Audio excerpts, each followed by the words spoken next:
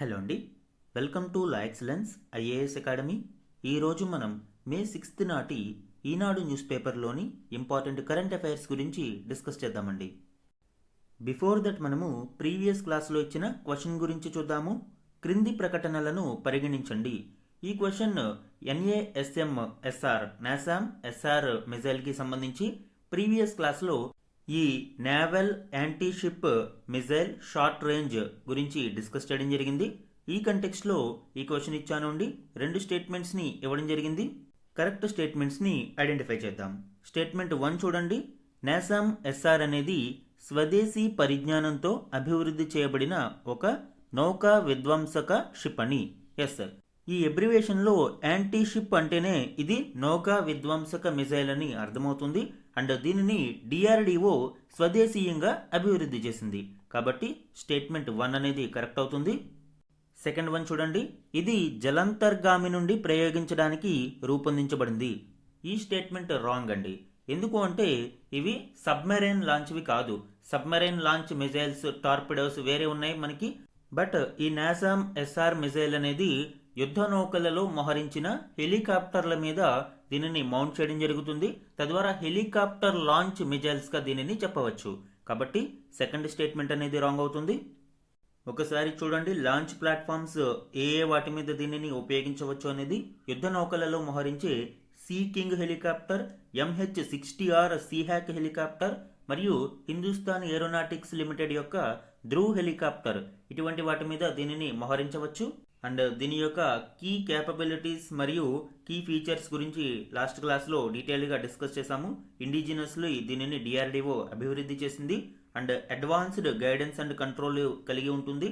And operational range సుమారు 55 కిలోమీటర్ల రేంజ్లో ఇది పర్ఫార్మెన్స్ ఉంటుంది. సీ స్కిమ్మింగ్ క్యాపబిలిటీని కలిగి ఉంటుంది, రాడార్స్కి దొరకకుండా. అండ్ వాటర్ లైన్ హిట్ అనేది దీనిలో ప్రత్యేక ఆకర్షణగా చెప్పవచ్చు. ఇక సాల్వో లాంచ్ క్యాపబిలిటీ కూడా ఇందులో మనము చూడవచ్చు. సాల్వో లాంచ్ అంటే వరుసగా మిజైల్స్ని ఒకదాని వెంబడి ఒకటి ప్రయోగించే సామర్థ్యాన్ని మనము సాల్వో లాంచ్ క్యాపబిలిటీ అంటాము. సో ఇక్కడ మన ఆన్సర్ ఏమవుతుంది అండి? స్టేట్మెంట్ 1 అనేది కరెక్ట్ అవుతుంది, 2 అనేది రాంగ్ అవుతుంది. Answer A, 1 only is the correct answer ఇక్కడ. ఈరోజు మన ఫస్ట్ ఆర్టికల్ చూడండి. సుప్రీం న్యాయమూర్తుల సంఖ్య 38కి పెంపు, కీలక ప్రతిపాదనకు కేంద్ర మంత్రివర్గం ఆమోదం. ఈ ఆర్టికల్ సుప్రీంకోర్టులో జడ్జెస్ స్ట్రెంత్ ని పెంపొందించడానికి కేంద్ర మంత్రివర్గం కీలక ప్రతిపాదనకు ఆమోదించడం ఇక్కడ చూడవచ్చండి. దీనికి సంబంధించిన ఇంపార్టెంట్ పాయింట్స్ ఇప్పుడు చూద్దాం. సుప్రీం న్యాయమూర్తుల సంఖ్య ప్రస్తుతం ఉన్న 34 నుంచి 38కి, అంటే ఇంక్లూడింగ్ సిజిఐతో కలిపి 38కి పెంచాలి అని ప్రధాని నరేంద్ర మోదీ అధ్యక్షతన జరిగిన కేంద్ర మంత్రివర్గం కీలక ప్రతిపాదనకు ఆమోదం తెలిపింది. వచ్చే పార్లమెంటు సమావేశాలలో దీనికి సంబంధించిన బిల్లును ప్రవేశపెట్టనున్నట్లు కేంద్ర మంత్రి అశ్విని వైష్ణవ్ గారు వెల్లడించారు. భారతదేశంలో జ్యుడిషియల్ పెండెన్సీ చాలా తీవ్రంగా ఉంది. సుప్రీంకోర్టులోనే 92,000 కేసులు పెండింగ్లో ఉన్న విషయాన్ని దృష్టిలో ఉంచుకుని ప్రజలకు వేగంగా న్యాయ సేవలు అందించాలన్న ఉద్దేశంతో ఈ పెంపునకు ఆమోదముద్ర వేసినట్లు ఆయన తెలిపారు. జడ్జీల సంఖ్య పెంపుతో తలెత్తే అదనపు ఖర్చును భారత సంఘటిత నిధి నుంచి సమకూరుస్తారు. ప్రజెంట్ స్టేటస్ మనం చూస్తే సిజేఐతో కలిపి మొత్తం 32 మంది న్యాయమూర్తులు సేవలు అందిస్తూ ఉన్నారు. 2 పోస్టులు ఖాళీగా ఉన్నాయి. సుప్రీంకోర్టు జడ్జెస్ యొక్క స్ట్రెంగ్త్ మరియు దాని యొక్క ఎవాల్యుయేషన్కి సంబంధించిన డీటెయిల్స్ చూద్దామండి. కాన్స్టిట్యూషనల్ ఫ్రేమ్వర్క్ అండ్ అథారిటీ మనం ఇక్కడ చూస్తే ఆర్టికల్ 124 క్లాజ్ 1 ప్రకారం ఒరిజినల్ కాన్స్టిట్యూషన్లో, అంటే రాజ్యాంగం అమలులోకి వచ్చినప్పుడు సిజిఐ ప్లస్ 7 జడ్జెస్, అంటే మొత్తం 8 మంది జడ్జీల స్ట్రెంత్ ఉండాలి అని రాజ్యాంగం వివరించింది. అయితే ఇందులోనే పార్లమెంటుకు సమయానుకూలంగా జడ్జీల స్ట్రెంత్ను పెంచడానికి అధికారం ఉంటుంది అని కూడా బై లా చట్టం చేసి దీనిని మార్చవచ్చు అని కూడా ఇక్కడ మనము ప్రొవిజన్ చూడవచ్చు. దీనికి సంబంధించిన ప్రాసెస్ ఏంటి అండి? Supreme court number of judges act 1956 అనేది తీసుకురావడం జరిగింది చట్ట రూపంలోకి. ఇది కాన్స్టిట్యూషనల్ అమెండ్మెంట్ కాదు. ఇక్కడ రాజ్యాంగ సవరణ అనేది అవసరం ఉండదు. కేవలం చట్ట ప్రకారం బిల్లులో మనము సవరణ చేస్తే సరిపోతుంది. ఇక అపాయింట్మెంట్ ఆఫ్ జడ్జెస్ గురించి చూస్తే ఆర్టికల్ 124 క్లాజ్ 2 ప్రకారం president of India official appointer but collegium system అనేది ఉంటుంది. దీనికి సంబంధించిన ప్రాసెస్ కూడా మనము డిస్కస్ చేయడం జరిగింది. CJI plus 4 senior most judges యొక్క రికమెండేషన్ ఆధారంగా సుప్రీంకోర్టు జడ్జీల యొక్క నియామకం ఉంటుంది. సో దీనికి సంబంధించిన డీటెయిల్డ్ ప్రాసెస్ మనము ప్రీవియస్ క్లాసెస్లో చూసాము. And over the years evolution process మనం చూస్తే గ్రోయింగ్ స్ట్రెంగ్త్ ఏ విధంగా చేంజ్ అయింది అనేది చూస్తే 1950 ఒరిజినల్ కాన్స్టిట్యూషన్లో 8 మంది జడ్జీలు ఉండగా 1956 supreme court number of judges act 1956 ప్రకారం 11 మంది జడ్జీలకు పెంచడం జరిగింది. తదుపరి 1960లో 1956 యాక్ట్కి అమెండ్మెంట్ చేయడం ద్వారా 14కు పెంచారు. తదుపరి 1977 అమెండ్మెంట్ యాక్ట్ ద్వారా 18కి పెంచడం జరిగింది. అండ్ 1986 అమెండ్మెంట్ యాక్ట్ ద్వారా 26కి పెంచారు. అండ్ అగైన్ 2009 అమెండ్మెంట్ యాక్ట్ ద్వారా 31కి పెంచడం జరిగింది. అండ్ రీసెంట్ లాస్ట్ అమెండ్మెంట్ 2019లో 2019లో 34కు పెంచడం జరిగింది. ప్రస్తుతం ఈ 34 మంది జడ్జిల స్ట్రెంత్ అనేది ఉంది. ఇందులో 32 మంది సుప్రీంకోర్టులో ఉన్నారు. 2 పోస్టులు వేకెంట్గా ఉన్నాయి. అండ్ ఇప్పుడు సుప్రీంకోర్టులో పెండింగ్ కేసెస్ అధికంగా ఉన్న నేపథ్యంలో 2026లో దీనికి సంబంధించిన అమెండ్మెంట్ కోసం కేంద్ర కేబినెట్ ఆమోదం తెలిపింది. సుప్రీంకోర్టు జడ్జీల సంఖ్యను 34 నుంచి 38కి పెంచడానికి కేబినెట్ అప్రూవల్ ఇచ్చింది. 1956 యాక్ట్ని అమెండ్ చేయడానికి బిల్లును పార్లమెంటులో వచ్చే సమావేశాలలో ప్రవేశపెడతారు. సుప్రీంకోర్టు జడ్జీల స్ట్రెంత్కి సంబంధించిన ఎవల్యూషన్ ప్రాసెస్ని మనం ఒకసారి గమనిస్తే 76 ఏళ్లలో సంఖ్యాపరంగా 30కి పెరిగింది. ఎందుకంటే ఒరిజినల్ కాన్స్టిట్యూషన్లో 8 ఉండగా ప్రస్తుతం 38కి పెరిగాయి. అంటే ఇది 30 పెరిగినట్టు. అలానే నిష్పత్తి పరంగా 375% పెరిగింది. 375% ఇంక్రీజ్, వృద్ధి అనేది ఇక్కడ మనం చూడవచ్చు. సో ఇది సుప్రీంకోర్టు జడ్జీల స్ట్రెంత్కి సంబంధించిన ఎవల్యూషన్ అండ్ రీసెంట్ డెవలప్మెంట్స్ అండి. మన నెక్స్ట్ ఆర్టికల్ చూడండి. ఎల్నినో ప్రారంభమైంది, ఋతుపవనాలపై వ్యతిరేక ప్రభావం, ఇన్కాయిస్ వెల్లడి.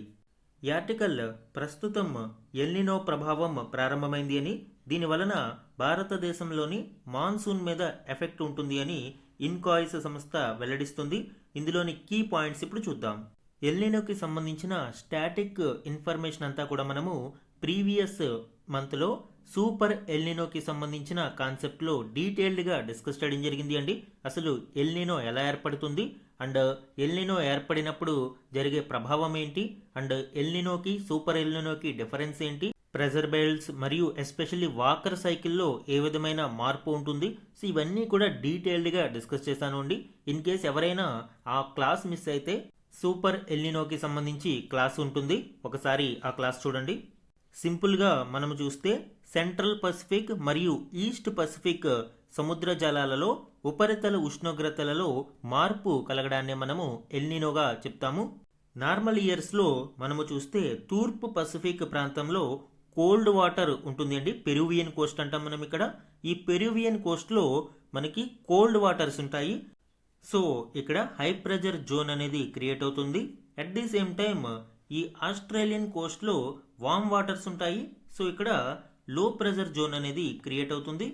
అండ్ విండ్ ప్యాటర్న్ ఇక్కడ మనం చూసుకుంటే స్ట్రాంగ్ ట్రేడ్ విండ్స్ అనేవి ఈ విధంగా మూవ్ అవుతాయి. అయితే డిఫ్లెక్షన్ అనేది ఉంటుంది అండి. ఎందుకంటే కొరియోలిస్ ఫోర్స్ ఎఫెక్ట్ వలన ఇక్కడ డిఫ్లెక్షన్ అనేది మనం చూస్తాము. ఈ strong trade winds Australian Coast వైపు ప్రయాణించి అక్కడ ఉన్న వామ్ టెంపరేచర్స్ కారణంగా పైకి రైజ్ అయ్యి ఈ విధంగా మళ్ళీ మనకి ఈస్ట్ పసిఫిక్ వైపు మూవ్ అవుతాయి. సో ఈ కంప్లీట్ సైకిల్ని మనము వాకర్ సైకిల్ అని పిలుస్తాము. అలానే ఇటువైపు బ్రాంచ్ మనం చూసినప్పుడు ఇక్కడ ఈ ఎయిర్ అంతా మనకి మసకరిన్ హై బేసిన్ అనేది ఉంటుంది. ఈ హై ప్రెజర్ జోన్ మనకి భారతదేశంలో ఋతుపవనాల మీద ప్రభావం చూపిస్తుంది.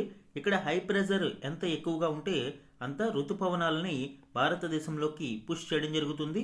ఇది నార్మల్ కండిషన్స్లో. ఎల్నినో ఇయర్లో ఈ కండిషన్స్ అన్నీ మారుతాయండి. మనము ఎల్నినో ఇయర్ తీసుకున్నప్పుడు పెరువియన్ కోస్ట్ వామ్ వాటర్స్తో లో ప్రెజర్ జోన్ కలిగి ఉంటుంది.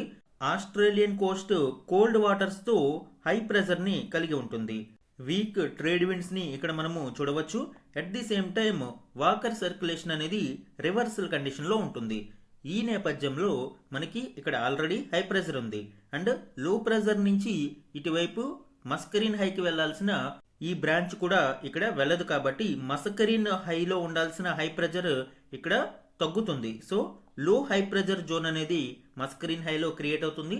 ఎప్పుడైతే మస్కరిన్ హై బేసిన్ లో లో ప్రెజర్ ఉందో భారతదేశంలో ఋతుపవనాలని పుష్ చేయడానికి అవసరమైన స్ట్రెంగ్త్ అనేది దీనికి సరిపోదు. కాబట్టి వీక్ మాన్సూన్ అనేది మనము చూడవచ్చు.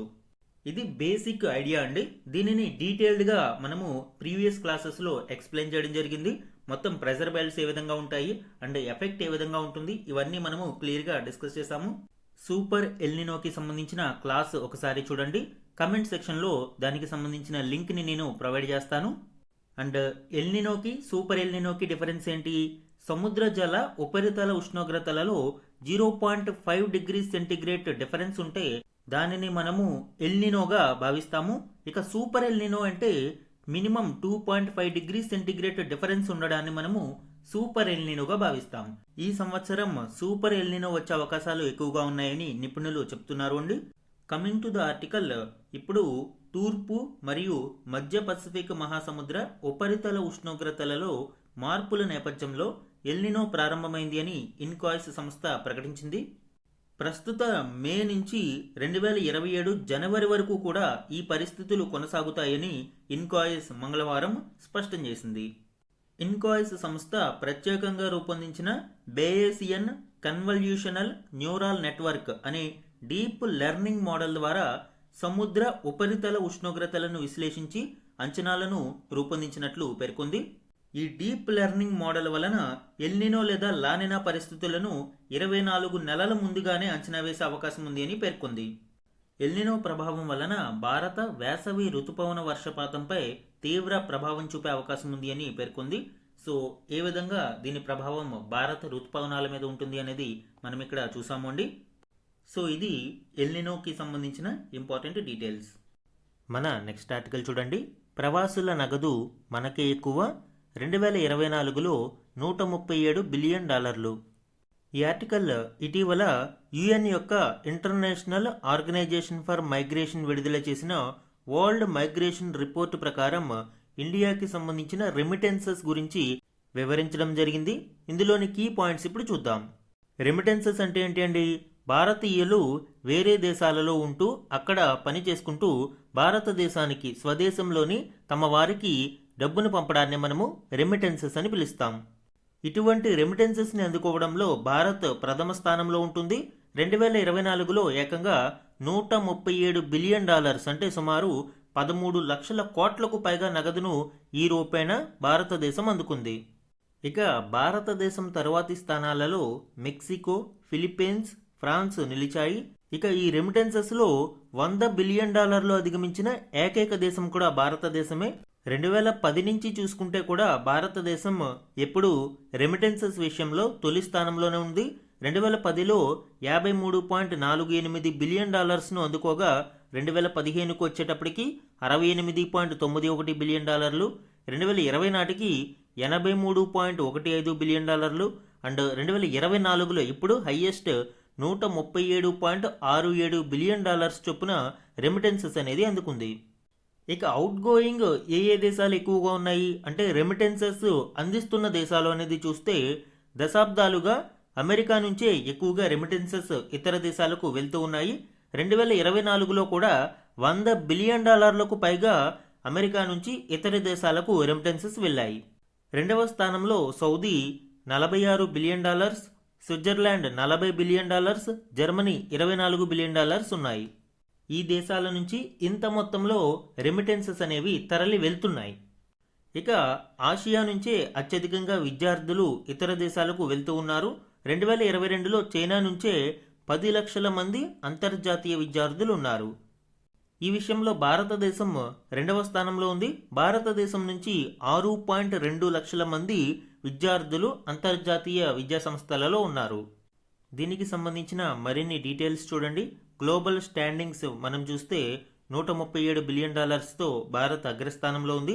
మెక్సికో మన తర్వాత ఉన్న దేశం కేవలం $68 బిలియన్ తోనే ఉంది.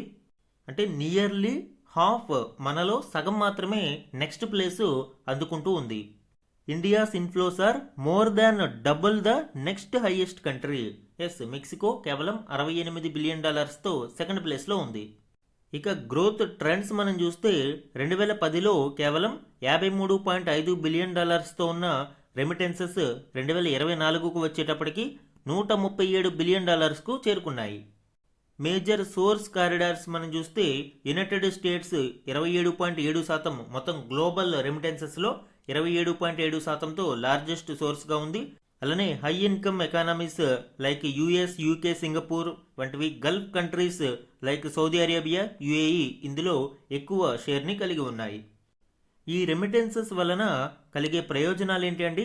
ఎకనామిక్ ఇంపాక్ట్ అండ్ స్టెబిలిటీ మనం చూస్తే మ్యాక్రో ఎకనామిక్ బఫర్ అనేది ఇందులో మనం చూడవచ్చు.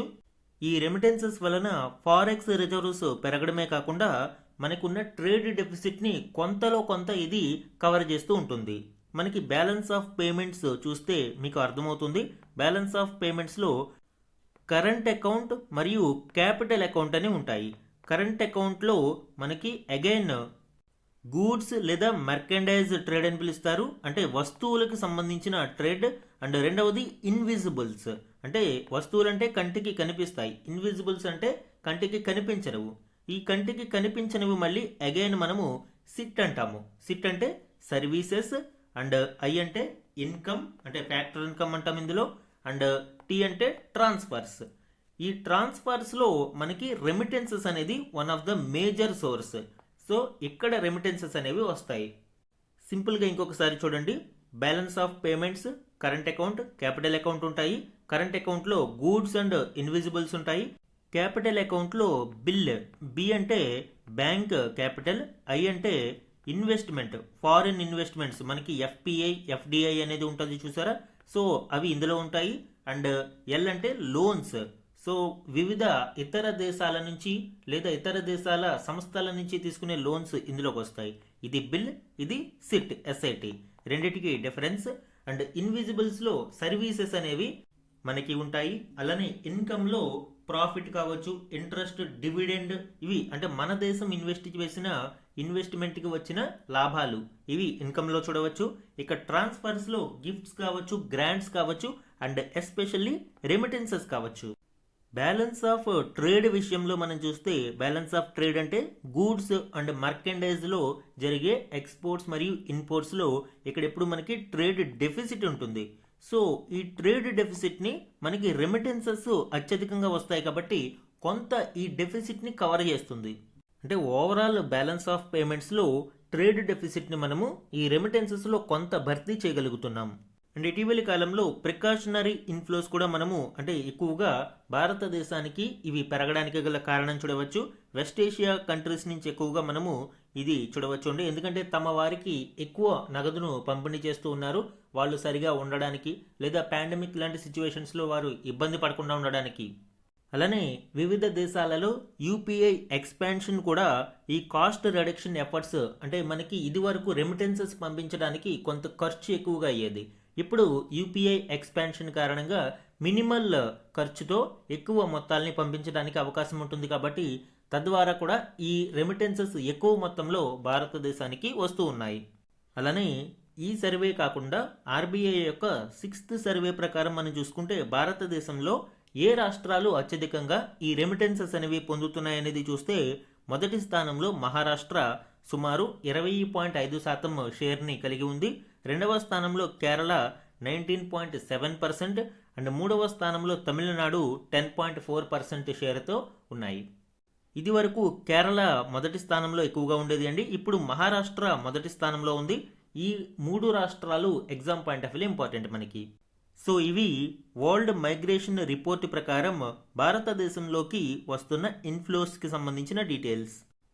మన నెక్స్ట్ ఆర్టికల్ చూడండి.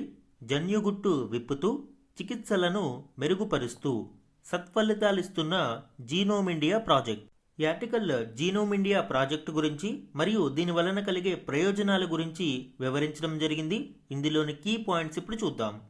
ముందుగా మనము జీనోమ్ ఇండియా ప్రాజెక్టు గురించి చూద్దామండి. National initiative for mapping Indian genetic diversity, భారతదేశంలో జన్యు వైవిధ్యం అనేది చాలా ఎక్కువగా ఉంది. సో ఈ జన్యు వైవిధ్యాన్ని మనము మ్యాపింగ్ చేయడం కోసం ఈ జీనోమ్ ఇండియా ప్రాజెక్టును 2020 జనవరిలో లాంచ్ చేయడం జరిగింది. దీని యొక్క ఫండింగ్ అనేది డిపార్ట్మెంట్ ఆఫ్ బయోటెక్నాలజీ ద్వారా అందిస్తారు. ప్రజెంట్ స్టేటస్ మనం చూస్తే 2024 ఫిబ్రవరి నాటికి ఫేజ్ 1 కంప్లీట్ అయింది. ఈ ఫేజ్ 1లో సుమారు 10,000 జీనోమ్స్ని సీక్వెన్స్ చేయడం జరిగింది. 83 నుంచి 99 డైవర్స్ ఎథనిక్ గ్రూప్స్, భారతదేశంలో వివిధ రకాల జాతులు తెగలకు చెందిన వ్యక్తుల యొక్క సుమారు 83 నుంచి 99 గ్రూప్స్ నుంచి ఈ జీనోమ్స్ని సీక్వెన్స్ చేయడం జరిగింది. 180+ మిలియన్ జెనెటిక్ వేరియంట్స్ అనేవి ఇందులో ఐడెంటిఫై చేయడం జరిగింది. 180+ మిలియన్. అలానే 44+ మిలియన్ న్యూ వేరియంట్స్ని, అంటే ఇది వరకు ప్రపంచవ్యాప్తంగా ఎక్కడా కూడా ఈ వేరియంట్స్కి సంబంధించిన ఇన్ఫర్మేషన్ లేదు. ఇటువంటి 44 మిలియన్కి పైగా న్యూ వేరియంట్స్ని ఇందులో ఐడెంటిఫై చేశారు. అండ్ సుమారు 20,000కు పైగా బ్లడ్ శాంపిల్స్తో కూడిన నేషనల్ బయో బ్యాంక్ని ఎస్టాబ్లిష్ చేయడం జరిగింది. ఇది ఫ్యూచర్ రీసెర్చ్ల కోసం చాలా కీలకంగా ఉపయోగపడుతుంది అండి. అలానే డిజిటల్ పబ్లిక్ గుడ్, అంటే ప్రపంచవ్యాప్తంగా ఉన్న రీసెర్చర్స్ అందరికీ కూడా ఇది యాక్సెసిబుల్గా తీసుకురావడం కోసం ఇండియన్ బయోలాజికల్ డేటా సెంటర్ ఫరీదాబాద్లో ఈ డేటాను పొందుపరచడం జరిగింది. భవిష్యత్తులో వివిధ రకాల పరిశోధనల కోసం ఇది కీలకంగా ఉపయోగపడుతుంది. అయితే ఇండియా స్పెసిఫిక్ ప్రాజెక్ట్ ఎందుకు మనకి అవసరం అంటే, గ్లోబల్ డేటాబేసెస్ ఆర్ యూరోసెంట్రిక్. ఎక్కువగా మనకి యూరోపియన్ డేటా, వాళ్ళకి సంబంధించిన జన్యువులను పరిశోధించి దానికి సంబంధించిన ఆధారాలను బట్టి ఆ డేటా బ్యాంకులు అనేవి ప్రిపేర్ చేశారు. అయితే వారికి మనకి జన్యువులలో కొంత వేరియేషన్స్ ఉంటాయి కాబట్టి ఇండియన్ స్పెసిఫిక్ ప్రాజెక్ట్ అనేది ఇందుకు అవసరమవుతుంది. అలానే ఇండియా సుమారు 1.4 బిలియన్ పాపులేషన్ మరియు 4,600కి పైగా డిఫరెంట్ గ్రూప్స్తో జెనెటిక్ రిచ్ కంట్రీగా ఉంది కాబట్టి భారతదేశంలో దీనికి సంబంధించిన ప్రత్యేక ప్రాజెక్టు అవసరము. తద్వారా బెటర్ హెల్త్ కేర్ అనేది వీళ్ళకి అందించగలుగుతామండి. ఎందుకంటే ట్రీట్మెంట్స్లో కావచ్చు, డోసేజెస్ విషయంలో కావచ్చు, యూరోపియన్ డేటాబేస్లను ఆధారంగా ఉపయోగించుకుంటూ మనము మెడిసిన్స్ అనేవి ప్రిపేర్ చేస్తూ ఉన్నారు. ఇవి అంత సమర్థవంతంగా పనిచేయకపోతే కొన్ని సందర్భాలలో కొన్ని మెడిసిన్స్ ఎఫెక్టివ్గా పనిచేయలేకపోవచ్చు. సో దాని కొరకే ట్రీట్మెంట్స్ అండ్ డోసేజెస్ విషయంలో కూడా బెటర్ హెల్త్ కేర్ కోసం ఈ ప్రాజెక్ట్ అనేది అవసరమవుతుంది. జస్ట్ ఒక ఎగ్జాంపుల్ చూడండి. MYBPC3 అనే మ్యూటేషన్ భారతీయులలో 4.5% మందిలో సడన్ కార్డియాక్ అరెస్ట్కి కారణమవుతుంది. కానీ ప్రపంచవ్యాప్తంగా ఈ మ్యూటేషన్ అనేది రేర్. కాబట్టి మనకి సొంతంగా ఇండియా స్పెసిఫిక్ ప్రాజెక్ట్ అనేది చాలా కీలకం. అలానే భారతీయులలో ఎక్కువగా ఎండోగామీ ప్రాక్టీసెస్ అనేవి కనిపిస్తూ ఉంటాయి. అంటే same caste, same community with in the ethnic group. దీని వలన జెనెటిక్ మార్కర్స్ యూనిక్గా ఉంటాయి.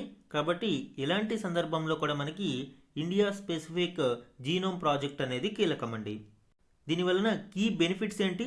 పర్సనలైజ్డ్ మెడిసిన్, ఇది చాలా చాలా ఇంపార్టెంట్. ఎందుకంటే మనకి ట్రీట్మెంట్స్ విషయంలో పర్సనలైజ్డ్ మెడిసిన్స్ ఆ జెనెటిక్ సెటప్ని బట్టి చాలా అవసరమవుతుంది. అలానే అగ్రికల్చర్ విషయంలో కూడా పెస్ట్, డ్రాట్ రెసిస్టెంట్ ప్లాంట్స్ ఇలాంటి వాటికి ఈ జీనోమ్ ప్రాజెక్టు కీలకంగా ఉంటుంది. దీని వలన కెమికల్ యూసేజ్ అనేది తగ్గించవచ్చు.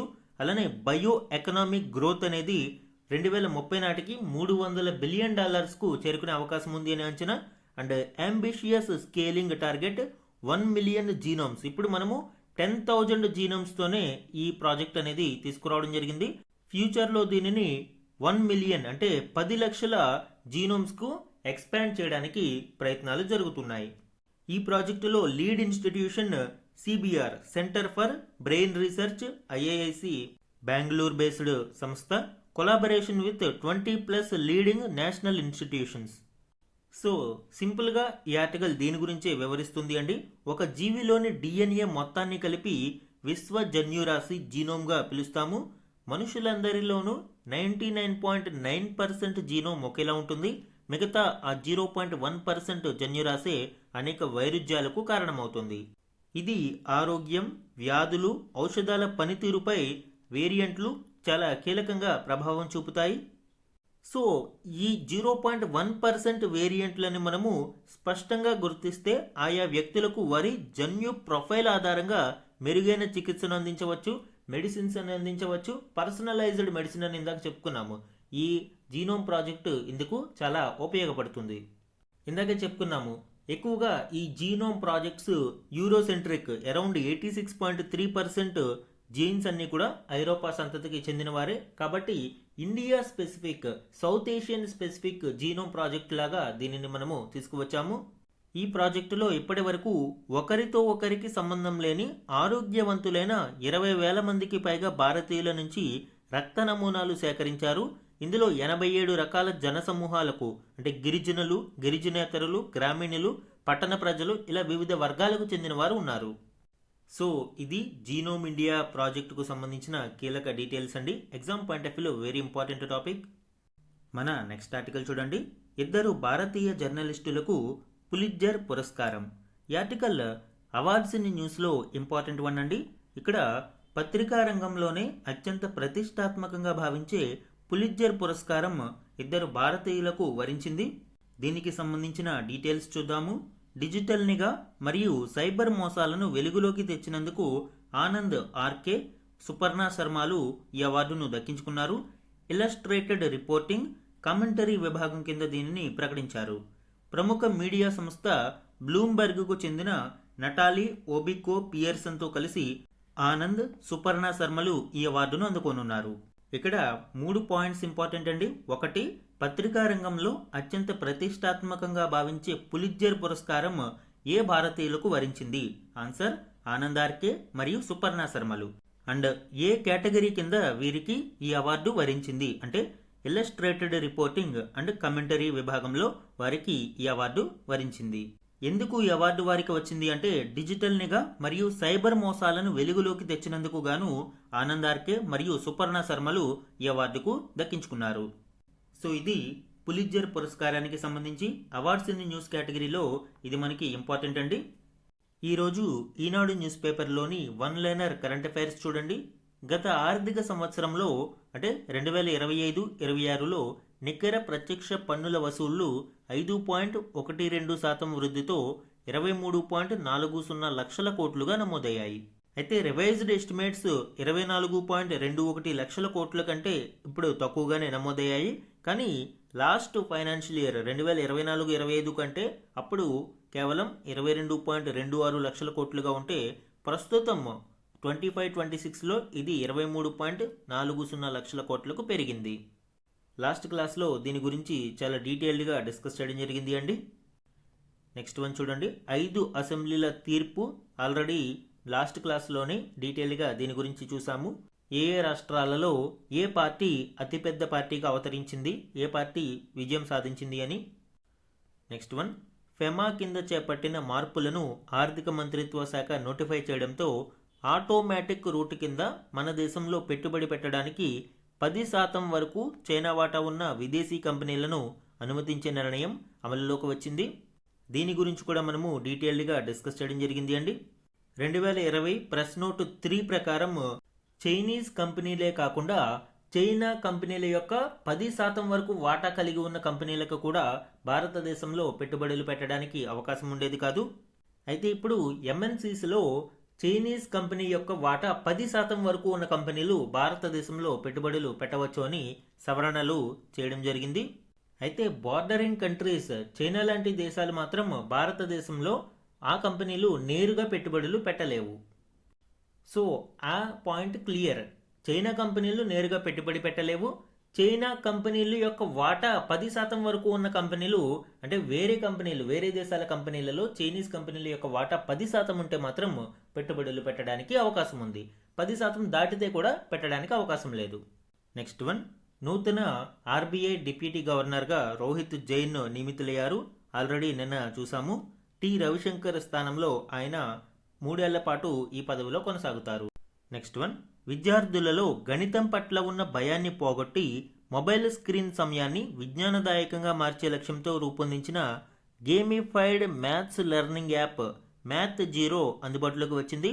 దీనిని కేంద్ర విద్యా మంత్రిత్వ శాఖ చీఫ్ కోఆర్డినేటర్ ఏఐసిటిఈ కార్యాలయంలో ఆవిష్కరించడం జరిగింది.